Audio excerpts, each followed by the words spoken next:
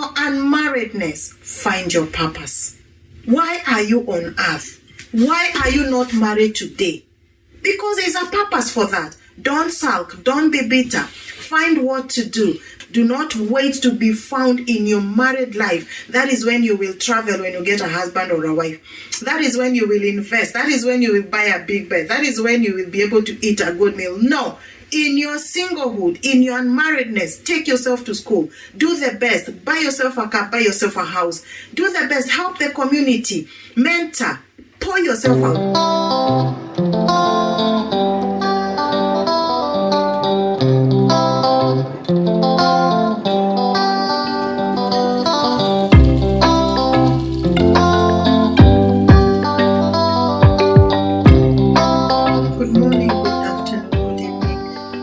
Karaoke moments where we discuss about life conversations.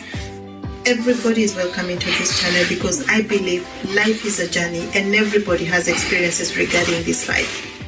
This is where we discuss also about faith, about our cultures, about traveling.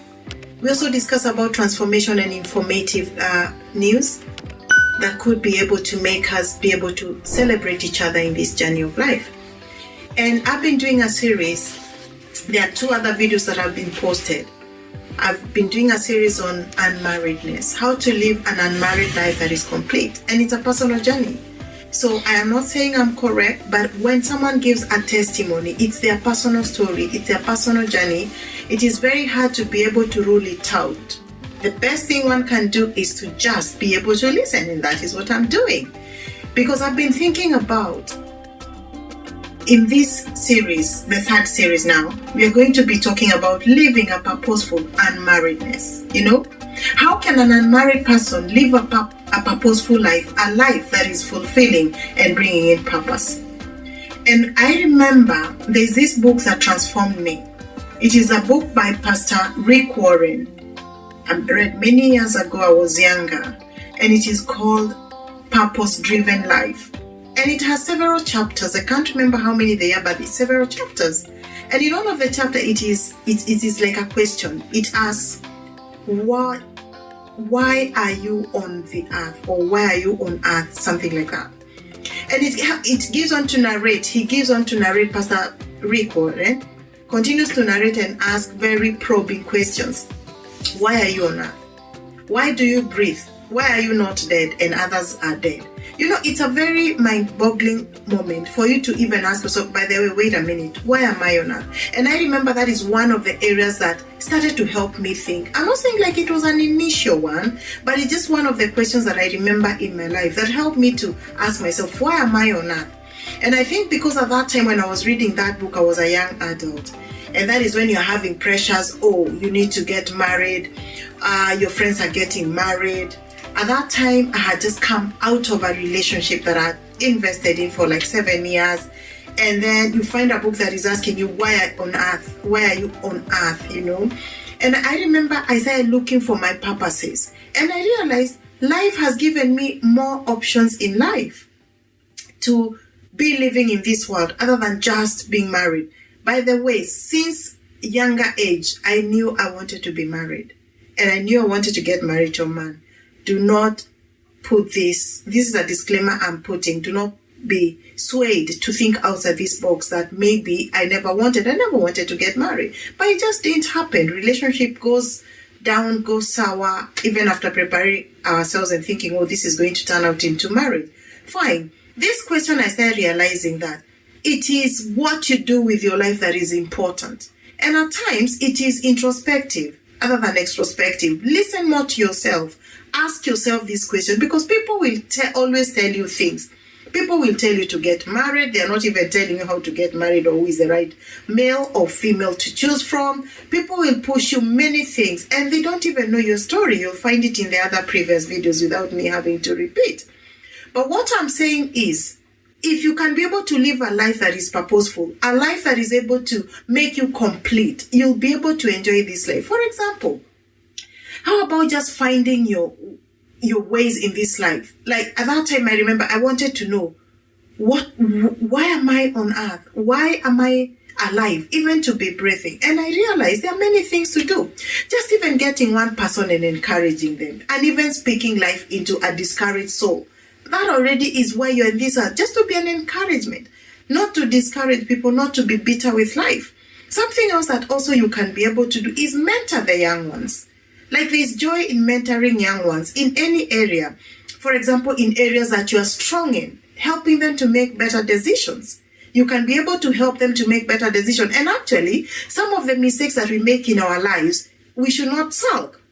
We should not complain. We are supposed to help other people not make those wrong decisions. For example, if it's a relationship and you think there's a way you made a relationship not work, or even in a better mode, make it work. Maybe what made you succeed all the way to getting married, all the way to making better decisions. That's a plus. That's a positive one. Help the younger ones.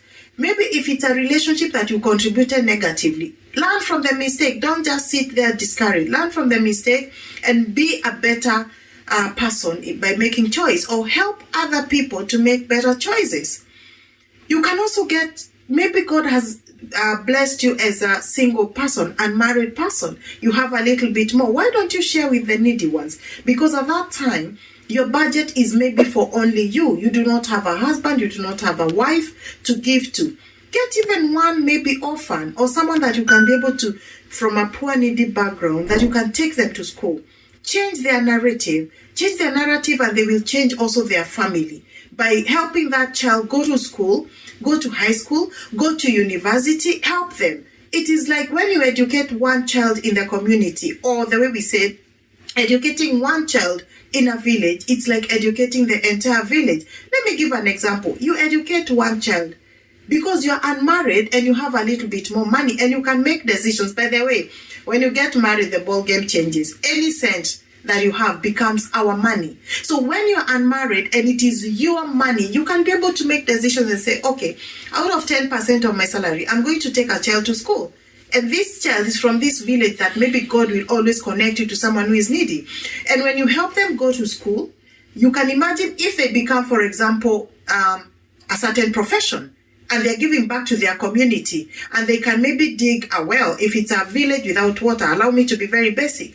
That well will be used by the entire community, because this child that you educated became the well-to-do in that community.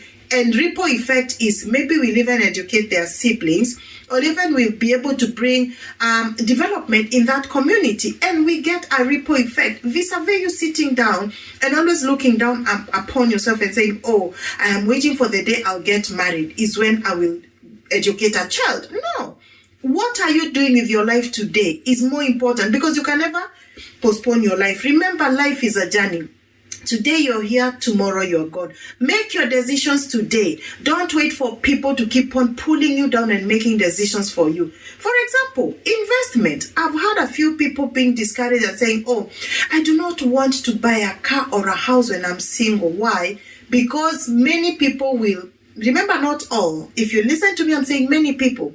Maybe people will be saying, oh, you, especially for women, if you're too educated or you have too much money or too much investment, you'll scare away the men. What I believe in, a man who is ordained of God to marry that lady, they will, even if he's poor, God will cross their paths and they'll be able to get married and they will live a happy life. Vis-a-vis, if you hear also men are discouraged and say, oh, if you invest in a lady by maybe helping her to do something, maybe even to finish her college, or maybe this lady will run away and get married to someone else. What I'm saying is anything, you can even avoid all that and you get married to someone and they still leave you. Or you can invest and make a good progress in that. You don't have to listen to people all the time. It is good to listen to people, but you are the wearer of the shoes. As a single person, what is your purpose? As I'm saying, just do good things. For example, you can even decide to be a mentor. If you're a good investor, why don't you mentor the single people who are younger than you on how to invest? Maybe you are an educationist. There, you can better off your education, because not all of us are wired to be educationists or to very brained for going to school. Some of us maybe were meant only to be businessmen after knowing how to write our names and after just knowing how to keep a few petty cash books. That's fine. If after 4 years in high school, maybe you find yourself, all you need to do is get into business and you become a good investor, mentor another young person because you are still unmarried. Find purposes for you in your unmarriedness. By the way, today I'm going to throw a question to us because it's something that has crossed my mind. Get yourself, if you know you want, for example, if you know you want to buy a car, I know you want to even check around in the car showrooms, get to check the cars, the prices and what it is. Likewise, if you want maybe to buy a house or build a house, you'll want to know what is the best foundation, what materials are used, how do I buy it, what do I do? Likewise, I believe in marriage, if you want to know about marriage, it is always good, invest in it.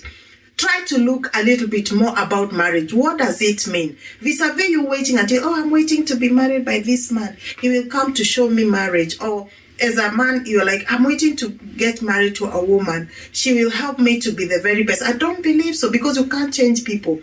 When you are unmarried, that's the best time to invest. Another question that I'm going to pose to us. And one day, by the way, remind me on this. There's this question that I wonder. We do so many bridal showers. Women are prepared, be a good woman, serve food, shower, clean yourself. Anybody married, do you know what bridal showers tell you? Who prepares a man to get married? I don't know. Tell me, men. Do men get prepared to be married or men are naturally born to be good husbands? I need to know. I need to understand because life is a journey. Who prepares a man to be a good husband? Or husbands, maybe being born a good husband is inborn. Are men, all men, born to be good husbands? Or do we have a burden for also men to be empowered, to be able to know how to be a good husband, so that when they find and meet with a very empowered woman, they'll be able also to cope with them? Because all the bridal showers that I've attended, by the way, I'm guilty. I've even held them for people. But there's so many advices that go on. Are men advised? Do men also meet themselves and advise a young man who is a groom to be at that time? Do they advise him how to be a good husband? Or we assume men are naturally husbands? What do we say? Maybe husband material, since we have wife material. Please comment. Remember to subscribe, to like the video. Remember to share. And what we are saying is life is a journey. In your unmarriedness, find your purpose. Why are you on earth? Why are you not married today? Because there's a purpose for that. Don't sulk. Don't be bitter. Find what to do. We are coming to the end of our series. Unless you pop in other questions, my aim of this series was just to help us to know. Find your purposes in your unmarriedness. Do not wait to be found in your married life. That is when you will travel when you get a husband or a wife. That is when you will invest. That is when you will buy a big bed. That is when you will be able to eat a good meal. No. In your singlehood, in your unmarriedness, take yourself to school. Do the best. Buy yourself a car. Buy yourself a house. Do the best. Help the community. Mentor. Pour yourself out. Just like Dr. Miles Monroe from Bahamas said. Die empty. By the way, that's another man of God who encourages me. Die empty. Do not die by living for tomorrow. Die empty by living for today. This is the end of it. Remember what? Our tagline, life is a journey. Walk in it. Subscribe, like, turn on all your notifications, and remember to share. And bye for now. Bye. See you then in the next video.